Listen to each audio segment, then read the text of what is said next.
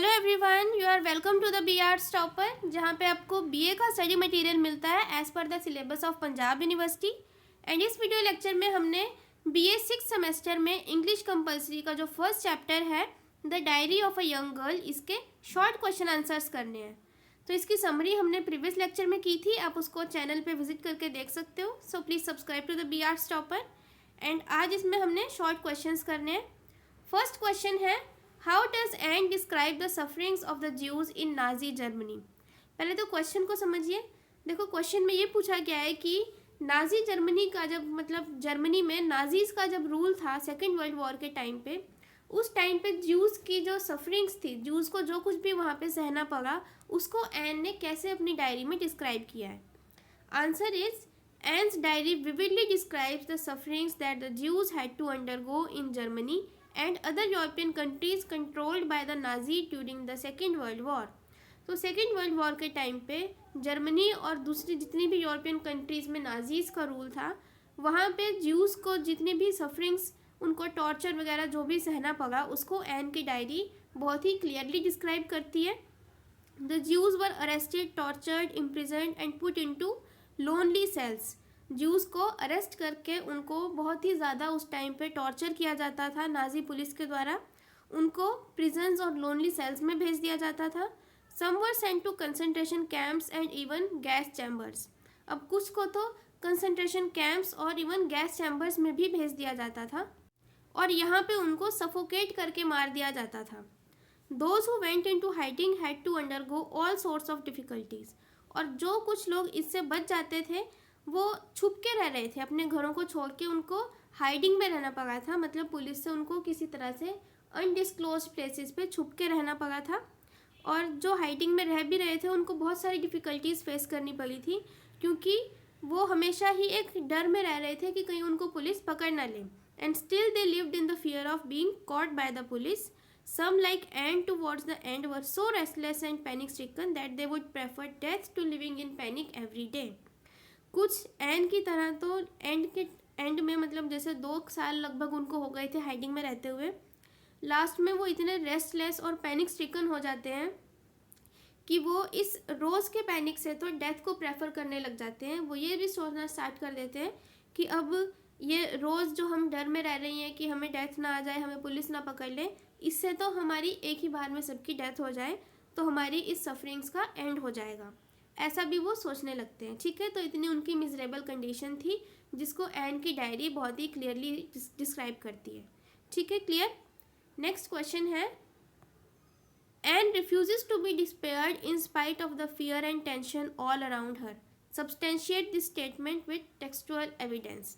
अब एन जो है वो काफ़ी एक फियर और टेंशन वाले माहौल में रह रही थी लगभग 2 साल से। जब वो हाइडिंग में रहती है तो उसके आसपास में फियर, एक डर था कि कहीं उनको पुलिस ना पकड़ ले, टेंशन थी ऑल अराउंड, लेकिन इन सब के बावजूद भी वो निराश नहीं होती। इस स्टेटमेंट को आपने टेक्सचुअल एविडेंस के साथ सब्सटेंशिएट करना है। ठीक है, आंसर है, देखो, Anne was a 13-year-old girl when her family went into hiding because of the Nazis. Anne उस टाइम पे जब उसकी फैमिली हाइडिंग में जाती है तो उस टाइम पे वो सिर्फ 13 ईयर्स की थी, but she braved it all and underwent all the suffering. लेकिन इतनी छोटी होने के बावजूद भी वो जितनी भी सफरिंग्स उसको सहनी पड़ती है वो सभी का अच्छे से ब्रेवली हर एक मुसीबत का वो सामना करती है। She carried her diary and letters with her, at whatever they could get after their vegetable man was arrested. तो अपनी डायरी और ओल्ड लेटर्स वो लेके जाती है हाइडिंग में। और जब उनके वेजिटेबल मैन अरेस्ट हो गया था, क्योंकि उसके घर में उसने 2 ज्यूज़ को छुपाया हुआ था, तो पुलिस ने उसको पकड़ लिया था। तो वेजिटेबल मैन के अरेस्ट होने के बाद उन्होंने अपना खाना भी कम किया, तो जो कुछ उनको मिलता था वो खाते थे। तो उसने जो भी उनको सहना पड़ा था वो सब ब्रेवली सहा था। And suffered various other hardships because they could not go out. जितनी भी हार्डशिप्स का उनको सामना करना पड़ा उसने बहुत ही ब्रेवली किया। बेशक वो सिर्फ 13 ईयर्स की थी, उसके आसपास एक टेंशन का माहौल था, there was all miserable, but वो निराश नहीं होती। वो अभी भी होप करती है कि शायद कुछ अच्छा हो जाए। सारी हार्डशिप्स को वो ब्रेवली सफ़र करती है। देखो, मैंने बताया था कि एक बार उनका सीवर भी ब्लॉक हो गया था और वो इस कंडीशन में थे कि वो बाहर ज़्यादा जा नहीं सकते थे, हाइडिंग में रह रहे थे छुप के, तो वो प्लम्बर को बुला के उसको ठीक भी नहीं करा सकते थे। तो उस अनहाइजीनिक कंडीशन में भी उनको वहाँ रहना पड़ा था, ठीक है। So it is only towards the end that she has mixed feelings and says that anything even shooting would be better then the restlessness they were experiencing. सिर्फ एंड में ही ऐसा होता है कि उसको मिक्स्ड फीलिंग्स आती हैं और वो ये कहती है कि कुछ भी हो जाए, अब चाहे शूटिंग ही हो जाए, हमारी डेथ हो जाए, वो भी बेटर रहेगा इस जो रेस्टलेसनेस हम एक्सपीरियंस कर रहे हैं, इससे तो शूटिंग हो जाए, हमें गोली मार दी जाए, वो भी सही रहेगा। लेकिन फिर भी वो इन सब थॉट्स से रिकॉइल कर लेती है और बेटर डेज के लिए होप करती है। फाइन। नेक्स्ट क्वेश्चन है, how does Anne portray the sufferings of the Jewish community through the elaboration of her personal experiences while in hiding. तो क्वेश्चन में ये पूछा गया है कि एन ने ज्यूइश कम्युनिटी की जो सफरिंग्स थी उनको कैसे अपनी डायरी में पोर्ट्रेट किया है अपने पर्सनल एक्सपीरियंसेस के थ्रू। देखो, एन ने अपने पर्सनल एक्सपीरियंसेस लिखे हैं डायरी में, लेकिन एक्चुअल में वो सिर्फ उसी के साथ नहीं हुआ था, जितनी भी ज्यूइश कम्युनिटी हाइडिंग में रह रही थी सबके साथ ये चीज़ हुई थी और सभी ने मिजरेबल लाइफ उस टाइम पे लीड की।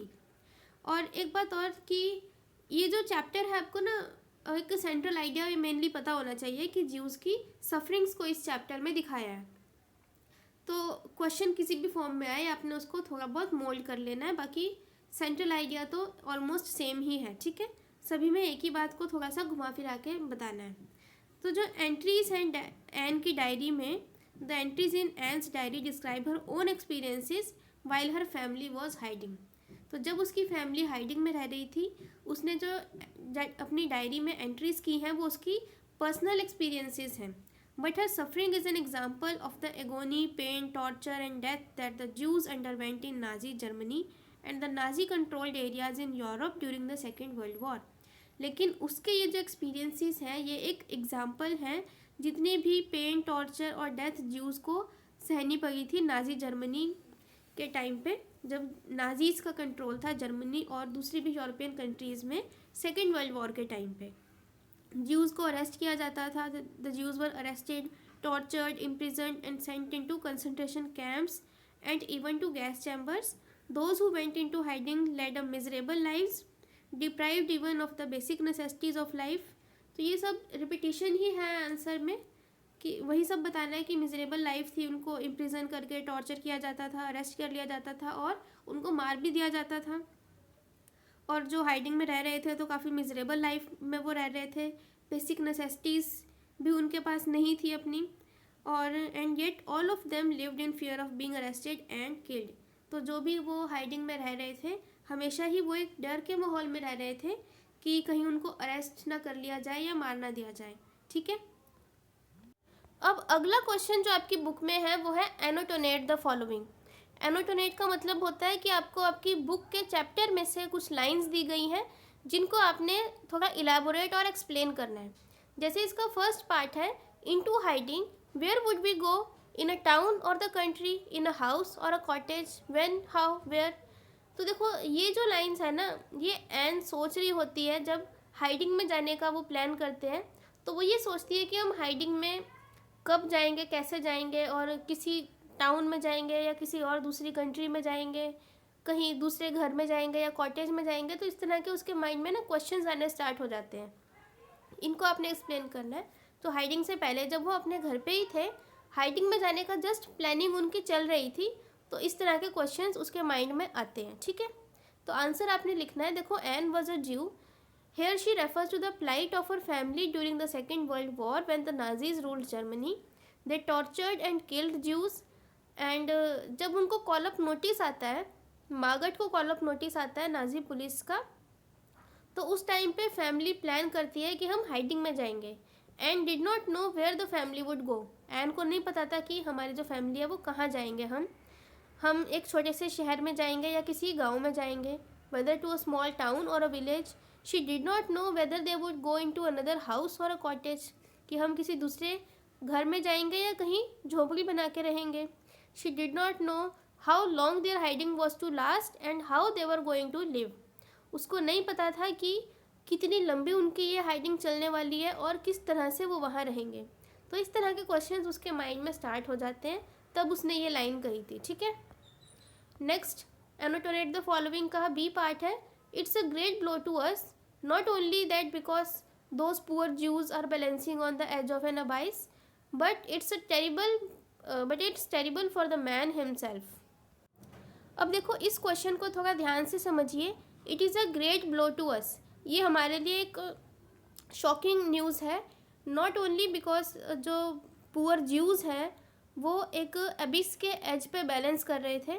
इसका क्या मतलब है, देखो एबिस का मतलब होता है एक ऐसा गहरा गड्ढा जिसका कोई अंत नहीं होता, मतलब विदाउट बॉटम, वो एक खाई है, एक खाई तो है, एक बहुत ही गहरा पाताल जिसको हम कह सकते हैं, जिसका कोई अंत है ही नहीं। मतलब वो ऐसे दुख के गड्ढे के एक बिल्कुल किनारे पे बैठे हुए हैं जिसमें कभी भी गिर के वो मर सकते हैं, और उस गहरे गड्ढे का कोई भी बॉटम नहीं है, ठीक है।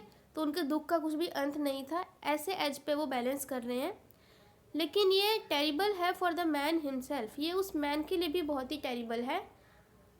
अब इसमें किस मैन की बात की गई है, इसमें बात हो रही है वेजिटेबल मैन की, जिसको अरेस्ट किया था नाजी पुलिस ने बिकॉज उसने 2 ज्यूज़ को अपने घर में छुपाया था। आंसर आपने लिखना है, देखो when Anne and her parents were living in hiding they learn that their vegetable man had been arrested for hiding 2 Jews in his house. जब एन और उसके पेरेंट्स हाइडिंग में रह रहे होते हैं तो उनको पता चलता है एक दिन कि उनका जो वेजिटेबल मैन है उसको अरेस्ट कर लिया गया है बिकॉज उसने 2 ज्यूज़ को अपने घर में रखा था, उसने उनको हेल्प की थी।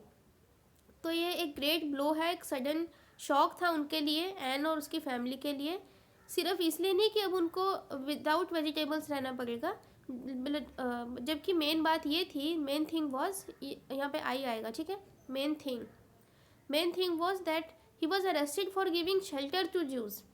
मेन बात ये थी कि उसको इसलिए अरेस्ट किया गया था कि उसने 2 ज्यूज़ को शेल्टर दिया था। अब एन फील सॉरी, वो उसको दुख होता है बहुत ज़्यादा, सिर्फ उन ज्यूज़ के लिए नहीं जो कि उस एक दुख वाले गड्ढे के किनारे पे बैठे हैं जिसमें कभी भी गिर के वो मर सकते हैं, बल्कि उसको उस मैन के लिए, वेजिटेबल मैन के लिए भी दुख होता है जिसने 2 ज्यूज़ को इंसानियत के नाते बचाने की कोशिश की थी, ठीक है। तो ये इसका मतलब है। नेक्स्ट क्वेश्चन, ये भी एनोटेट द फॉलोइंग में से है, but we recoil from these thoughts too, मतलब हम अपनी उनकी जो वो थॉट्स थी उससे वो रिकॉइल कर लेती है। ये तब की बात है जब वो डेथ के बारे में सोच रही होती है कि इससे बेटर है कि जो हमारी रेस्टलेसनेस है इससे बेटर हमें एक ही बार में शूट कर दिया जाए, लेकिन बाद में वो रिकॉइल कर लेती है थॉट से, for we still love life, क्योंकि वो अभी भी लाइफ चाहते थे। We have not yet forgotten the voice of nature, बेशक वो हाइडिंग में रह रहे थे लेकिन अभी भी वो नेचर की जो वॉइसेस हैं उनको भूले नहीं है। We still hope and hope about everything, वो अभी भी होप करते हैं बेटर डेज के लिए। तो इसमें आपने लिखना है, देखो Anne and her parents Jews थे, वो ज्यू कम्युनिटी से बिलोंग करते थे। And during the second world war when Nazis were torturing and even eliminating the Jews, Anne's family lived in hiding. तो सेकेंड वर्ल्ड वॉर के time पे जब Nazis Jews को टॉर्चर कर रहे थे, वो ज्यूज़ को ख़त्म करना चाहते थे, एन की फैमिली हाइडिंग में रह रही थी। There they experienced all sorts of sufferings, हर तरह की सफरिंग्स को उन्होंने एक्सपीरियंस किया, सहा। Shortage of food, unhygienic conditions, fear of being caught and killed any time, ये सब उन्होंने सफ़र किया। Sometimes they thought death would be better than that sort of living, कई बार उनको लगता था कि इस तरह जीने से डेथ ज़्यादा सही रहेगी, लेकिन फिर वो रिकवर कर लेते हैं इन सब थॉट से। They recoiled from that thought because they love life, वो अभी भी लाइफ को लव करते हैं, and hope to live freely, और वो होप करते हैं कि शायद कुछ अच्छा फ्यूचर में हो जाएगा जल्दी ही एंड हम सब फ्री हो जाएंगे, ठीक है। नेक्स्ट क्वेश्चन है, what does call up notice mean, why does it lead to a tense atmosphere in the Frank household. अब देखो इस क्वेश्चन में पूछा है कि कॉल अप नोटिस क्या होता है, पहले तो ये बताइए, उसके बाद कॉल अप नोटिस आने से फ्रैंक का जो हाउस होल्ड है, एन फ्रैंक के घर में एक टेंस एटमॉस्फेयर क्यों हो जाता है ये बताना है। देखो, अ call up notice meant that the Nazi police had summoned the person served with this notice. Call up notice का मतलब होता था कि नाजी पुलिस ने जिसको भी वो नोटिस भेजा है उसको समन किया है, बुलाया है, और उसको अरेस्ट किया जाता था, मतलब कि such notice were served on the Jews, और उस टाइम पे सेकेंड वर्ल्ड वॉर के टाइम ज्यूज़ को इस तरह के नोटिस दिए जाते थे नाजी पुलिस के द्वारा, who were the main target of the Nazi party during the second world war.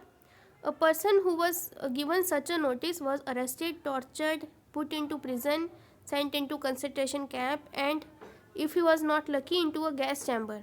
तो इस तरह से उनको टॉर्चर करने के लिए वो नोटिस आया होता था. और तो मतलब बताने की ज़रूरत नहीं है, नीडलेस टू से, जब मार्गरेट को वो नोटिस मिला था, मार्गरेट जो कि 16 ईयर ओल्ड डॉटर है फैमिली की, एन की एल्डर सिस्टर, उसको ये नोटिस मिला था, तो होल फ्रैंक हाउस होल्ड में एक टेंस और पैनिक का एटमॉस्फेयर क्रिएट हो गया. ठीक है. Next question, why does Anne's family decide to go into hiding. अब एन की फैमिली ने हाइडिंग में जाने का क्यों डिसाइड किया. देखो, Anne's family decided to go into hiding because there was already a call up notice from the Nazi police for Margaret, Anne's 16 year old elder sister.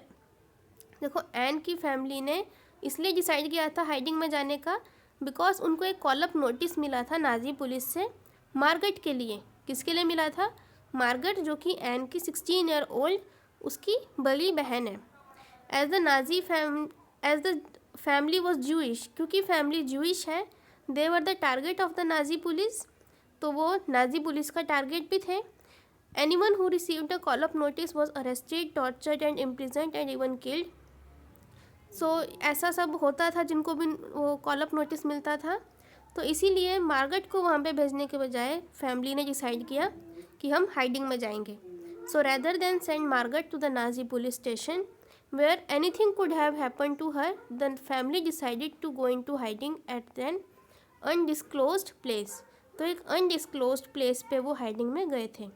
जब हमने समरी की थी तो उसमें मैंने बताया था कि वो राइड करती है टू द अननोन, मतलब उसको नहीं पता था वो कहाँ जा रही है. ठीक है. नेक्स्ट है, describe how the Frank family move out of their house. Frank की फैमिली जब हाइडिंग में जा रही थी तो वो अपने घर से किस तरह से निकले थे, ये आपको डिस्क्राइब करना है. देखो, after Anne's elder sister Margaret got a call up notice from the Nazi police, the family decided to leave their house and go into hiding. They informed only the closest friends and business partners who were to go with them. उन्होंने सिर्फ ये अपने बहुत closest friends को और business partners को इसके बारे में बताया था जो उनके साथ गए थे. अदरवाइज़ उन्होंने किसी को भी इस बारे में बताया नहीं था. एक उनका जो टेनेंट था ना, उन्होंने अपना अपस्टेयर्स वाला रूम किराए पे दिया हुआ था, उसको भी उन्होंने नहीं बताया था अपने प्लान के बारे में. और जब तक वो उनके साथ में रहा था तो वो लेट हो गए थे निकलने के लिए भी. ठीक है. They packed their most essential things and put them into bags. उन्होंने अपनी बहुत ही ज़रूरी जो चीज़ें उनको लगती थी वो सब अपने बैग में डाली. Each of them put on 3 to 4 pairs of clothes because no Jew could have moved out with a suitcase. तो हर एक फैमिली मेम्बर ने 3 से 4 जोड़ी कपड़े अपने पहन लिए, क्योंकि पहनने इसलिए थे ताकि उनको वो पैक ना करने पड़े, और क्योंकि पैक करके सूटकेस लेके वो निकल नहीं सकते थे बिकॉज अगर इस तरह से निकलेंगे तो वो पकड़े जाते. तो हाइडिंग में जाने के लिए उन्होंने 3 से 4 जोड़ी कपड़े पहन लिए और अपने जो भी स्कूल बैग्स उनके रहे होंगे उसमें उन्होंने अपना थोड़ा बहुत सामान जो बहुत ज़्यादा ज़रूरी था वो सब पैक किया. They left their cat behind with a letter address to their tenant.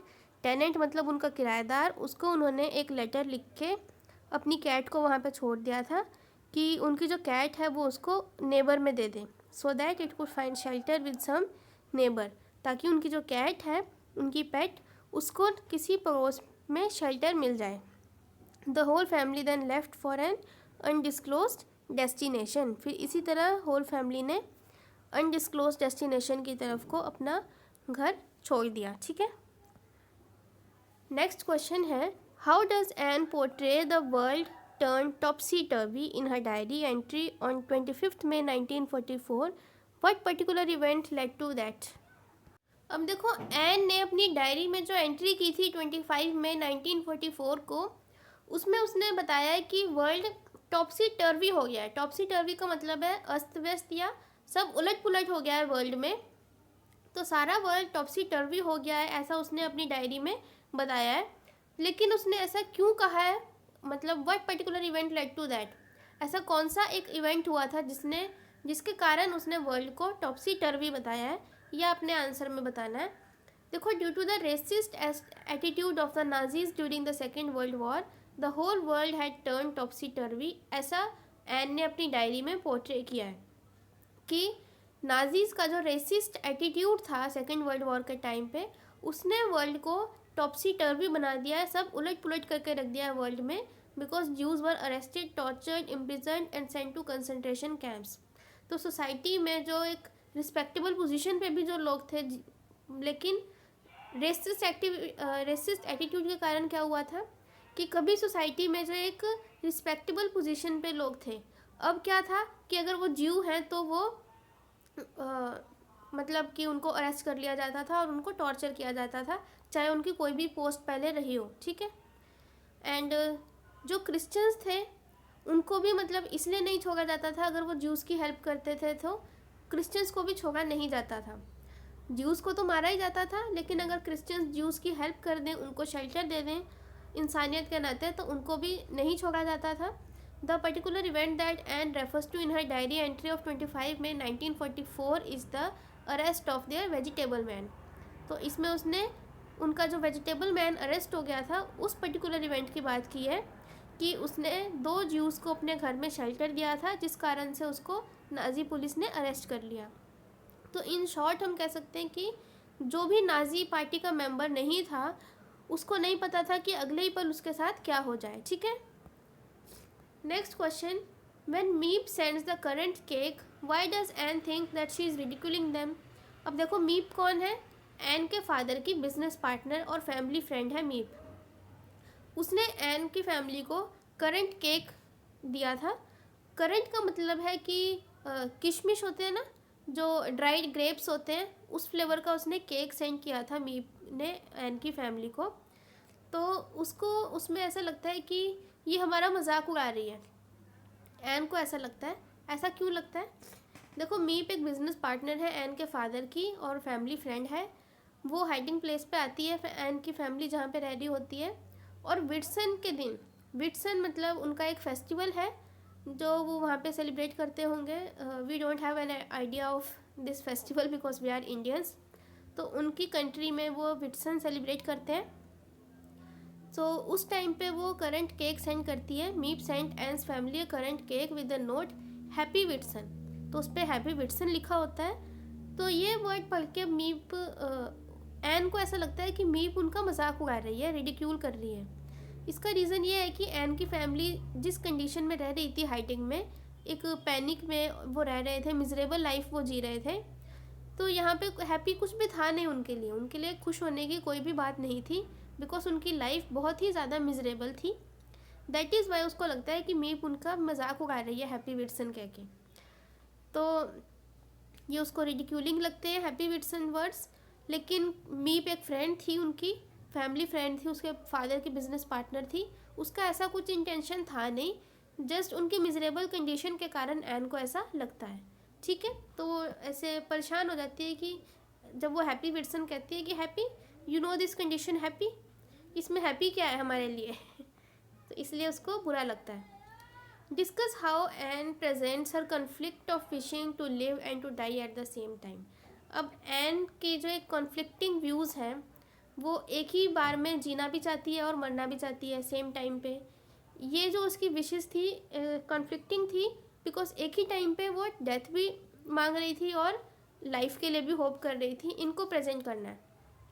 देखो, Anne belong to a Jewish family, we know, ये लाइन आपने सभी क्वेश्चंस में लिखी देनी है। And Jews were the main target of the Nazis during the second world war. Anne's family lived in hiding for the 2 years, लगभग 2 साल से वो हाइडिंग में रह रहे थे। और इस पीरियड में Anne had to undergo a lot of suffering, बहुत सारी सफरिंग्स का उसको सामना करना पड़ा। The worst however was to live in fear of death which could have come any time. सबसे बुरी बात यह थी कि वो एक ऐसे डर में जी रहे थे कि उनके पास कभी भी डेथ आ सकती थी। मतलब अगर नाजी पुलिस उनको अरेस्ट कर लेती तो किसी भी टाइम उनको मारा जा सकता था। Sometimes she felt that death would be better than that kind of life because it would put an end to all tensions and fears। कि हम रोज़ इस डर में रह रही हैं कि डेथ ना आ जाए, हम पुलिस पकड़ ना ले, इससे तो अच्छा होगा कि एक ही बार we would all डाई तो वो बेटर रहेगा इस तरह की लाइफ से। जो ये मिजरेबल लाइफ है, इसमें हम रोज़ डेथ से डर के रह रहे हैं, तो एक ही बार अगर डेथ आ जाए तो हमें इस सारी कंडीशन से, टेंशन और फियर से छुटकारा मिल जाएगा। But then the desire to live, hope of a better future kept her alive. लेकिन फिर भी वो जीने की डिज़ायर करती है और होप करती है कि फ्यूचर हमारा हो सकता है बेटर हो जाए। ठीक है, सो ये आपके शॉर्ट क्वेश्चंस यहाँ पे ख़त्म हो जाते हैं। अगर आपको वीडियो हेल्पफुल लगी है तो प्लीज़ लाइक बटन ज़रूर प्रेस कीजिएगा, अपने फ्रेंड्स के साथ भी शेयर कीजिए। हमारा न्यू चैनल है तो प्लीज़ सपोर्ट कीजिए और जल्दी से सब्सक्राइबर्स को इंक्रीज़ कर दीजिए। ठीक है, एंड आपकी कोई राय है, आपका कोई क्वेरी है तो उसको आप कमेंट सेक्शन में बता सकते हो। ये मेरा व्हाट्सअप नंबर है, इसमें भी आप मुझसे बात कर सकते हो। किसी और सब्जेक्ट के बारे में अगर आपको कुछ नोट्स वगैरह चाहिए, ठीक है, और नोटिफिकेशंस को भी प्रेस कर दीजिए ताकि आपको नोटिफिकेशन के थ्रू लेक्चर्स का पता चल जाए। Thank you so much, best wishes to all of you.